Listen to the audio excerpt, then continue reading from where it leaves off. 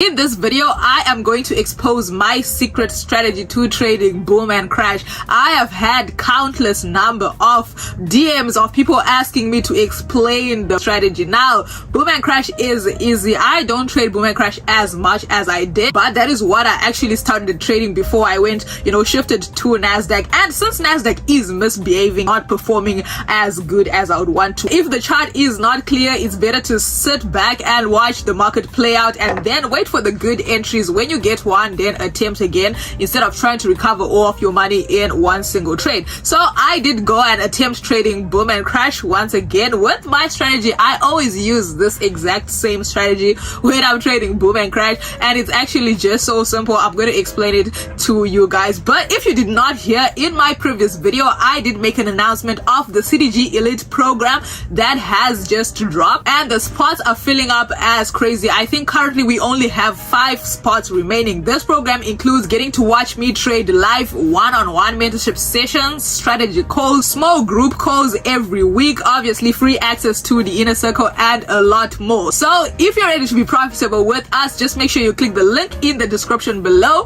and let's make some money. So right now we're just going to dive right into the boom and crash strategy. I'm going to explain each and every single thing in detail. It is so simple. I think most of the way I trade is just as simple as ABC. But before we do all of that good stuff, if you're new to the channel, welcome. We trade the NASDAQ. Today we're just trading boom and crash, right? But we trade the NASDAQ over here.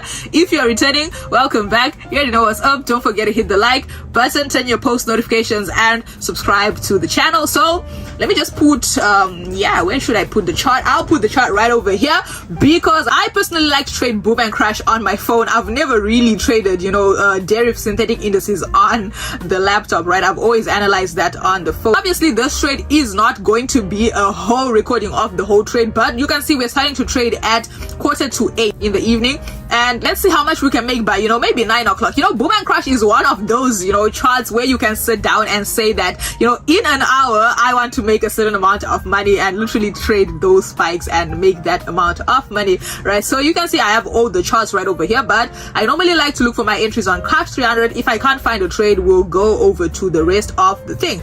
Let's do a top down analysis, which is important. We start by deleting every single thing so that our chart is nice and clean. Let's see, we're on an uptrend, right? So let's just mark up the trend. This is everything I do in each and every video, right? I want to see the trend, right? So we're in an uptrend. I know that we're going to be looking for buys overally, right? So let's just see the sub trend, the trend within the trend, right? So you can see the market is connecting with these two. It's already forming another little trend right at that zone, right? But I want you to notice how it has broken out of this level. Let me just put a line right over here. Look, it has broken out of the highs. Those were the highs on Crash 300, right? It broke out of them, and right now it's kind of like back for a retest, right? Let's delete it. Let me show you clearer.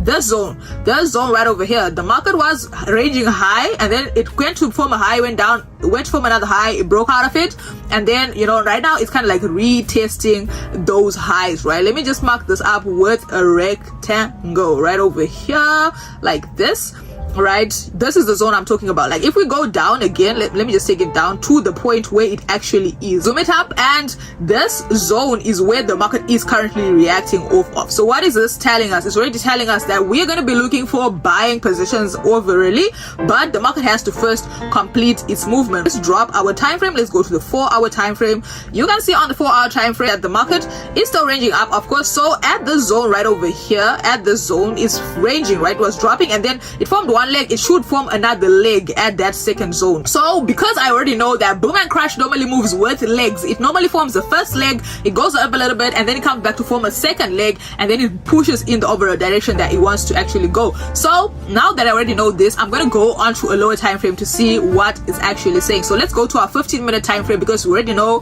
the bias of what the market is doing. Right over here on the 15-minute time frame, you can see that this is the zone where I'm saying the market should come back and form another leg, right? So I'm going to mark that zone up right over here, and then I'm going to mark the zone that I want the market to get to and bounce off of, dropping to go and form that second leg. Let's just mark up all of our zones that we have. We're going to mark up the zones on the 5-minute time frame, the possible retracement zones that it can have, right? So let's see if we can get an entry point. Back onto our 15-minute time frame, I now want to draw a trend line, right? I have a trend line right over here like this, and you can see that the market is reacting right at that zone that I found on the lower time frame. So after you mark up your zones, you already have your direction, you mark up your zones. Now if I take a sell at this point, I already know that I'm not going to stay in the market for long, because the market overall direction is a buy, right? The market is buying overall. Right now I'm going to go in for sells on the Nasdaq, because on the Nasdaq right now I'm going to go in for sales on Crash 300. You can see that the first sell, let me just add more positions, because here I want to catch a spike. I don't want to stay in the market for too long, right? So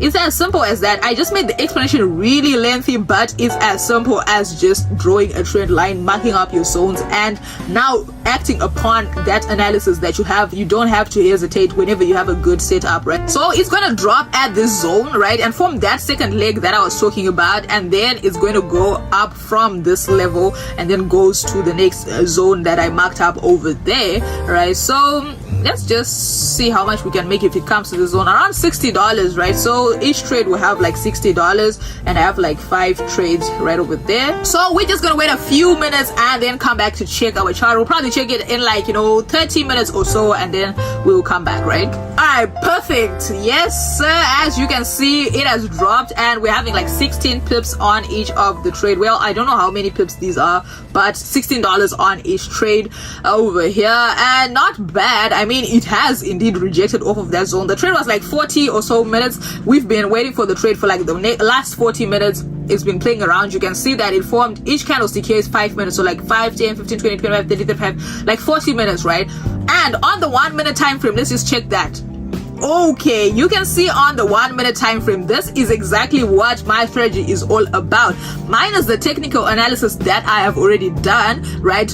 And quote the $16 with that technical analysis, the trend lines, the rejection at that specific zone on the trend line, the confluence. Now on the 1 minute time frame, I like to see a belt. Whenever I see a belt on the 1 minute time frame, to me it's because of experience. I already know that the market has a chance of spiking again. Now I said the market has a chance of spiking again. I did not say that the market should spike again. I do not control the market. I am not married to Genius, which is the owner of Derif platform, right, that I can just tell the market to sell. But the market has a chance of spiking at this zone from what I have seen in the past. So for that reason, I have confidence of going into this trade again, because listen, I already have a trend line. The market has rejected at that trend line, right? I want the market to complete the leg that it has formed. It should go and complete the leg at the bottom, right? So if it gives me another opportunity, gives me more reason to sell the market before it has completed the whole setup that it should, why should I not take that opportunity? The opportunity is, you can see the market has formed a belt. A belt is those two connecting spikes at the same time. I am going to sell again.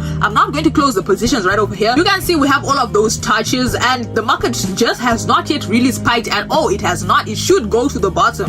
So I see a belt on the 1 minute time frame. The market is still within the trend line. The setup is still completing. It's not yet completed. What I want to see is a belt. What I want to see is a leg formed at the bottom. It has not yet formed. So I see a belt. I'm going to still go in for the sells. Let me just leave the trade for a few minutes, and then I'll come back and check it later. Alright, 10 minutes later, or even less than 10 minutes later, ladies and gentlemen, you can see that that belt has absolutely just dropped the market, right? So you can notice that the market just spiked from the level that I wanted it to, right? You can see our entry point. So it just went up for like 1, 2, 3, 4, 5, 6, 7 more minutes. It just kept going up to the top, and then it almost went back to our entry point, and then it just spiked right back down, and we're sitting in over $150 on our trade on Crash 300. Now I am not dumb enough to now keep holding these trades when I can see that the market has really given me the profit that I wanted, and as a matter of fact, it has spiked with another belt. I'm not going to risk my profit, right? I'm good with this. I'm going to close most of my trades, $176. Absolutely lovely in just one single trade.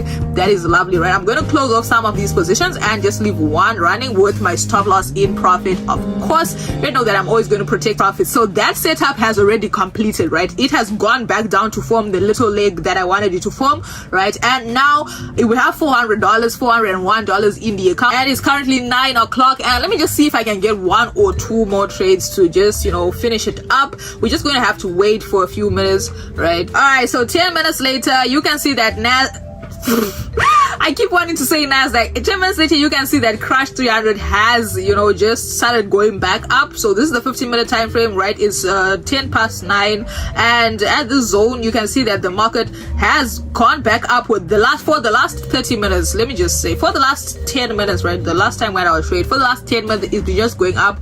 And at the zone, we can draw a little trend line. Now, the overall trend that we're having as a buy is what I'm now considering in this current moment, right? We can see that the market is breaking out of that trend line that I was having, right? So on the 15-minute time frame, it has not yet really finished breaking out of the zone, right? But let me just check on the 5-minute time frame and see. Normally, if it's not yet complete on the 15-minute, it has completed on the 5, or it has completed on the 1 minute.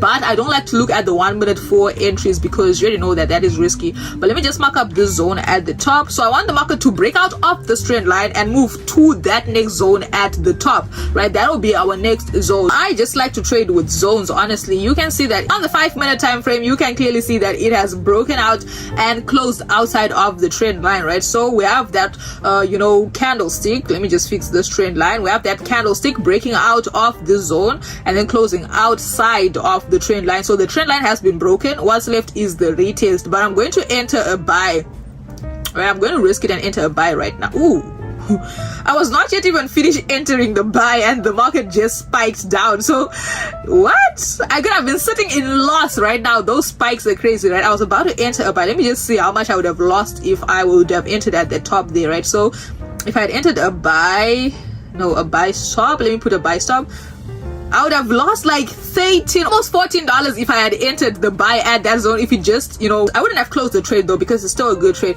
You can see on the 15-minute time frame, it has absolutely gone back inside, right? So technically it's kind of tricky, but on the 5-minute, it has broken out and it's kind of like a break. And now this should be a retest. If this candlestick does not spike again inside of this trend line, that will be a good break and retest, right? So I'm going to add a few more positions where I'm just risking it all on this account. I will lose $200. I can lose that. That was totally fine. And if we go to the top, yeah, $60 is what we were looking to make. All right, so I'm just going to distract myself for a few minutes and not look at the chart, because you know these spikes can really give you, like, you know, a stomach ache. So I used to trade boom and crash day in and day out, so I would just enjoy trading this chart, but I used to lose a lot of money too whilst trading them, because I personally, this is my personal opinion, think that this chart is highly manipulated, right? So when you are having charts always getting manipulated like that, that's not like really something I would like to, you know, always trade, right? So we're gonna wait for like 10 minutes and then come back to check if we have, you know, profit or not. So $136. You know, when you're trading boom and crash, it seems as if it kind of feels like a game, to be honest. Like it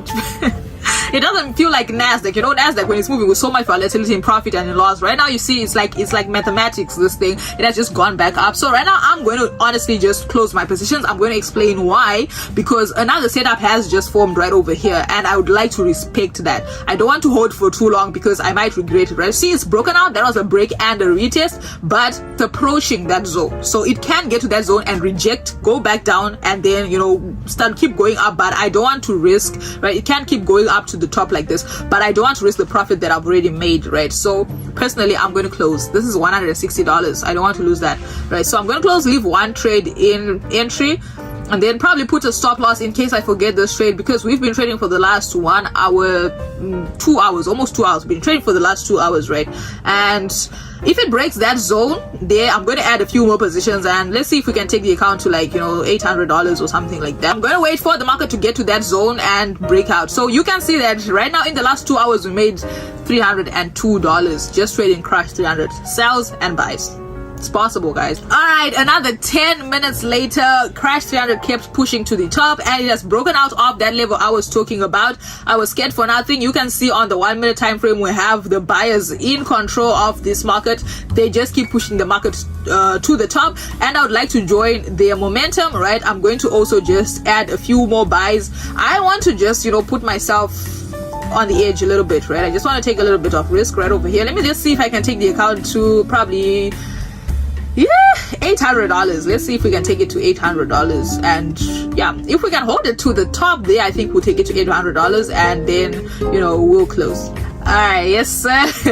If I'm being honest, I am going to exit my trades. I don't like how, you know, the market is looking. Personally, I just think it's because I have traded the $200 to $600, and I want to just close it and take the profit that the market has given me. And secondly, it's because it's quite late, and thirdly, I think it's just getting to my head.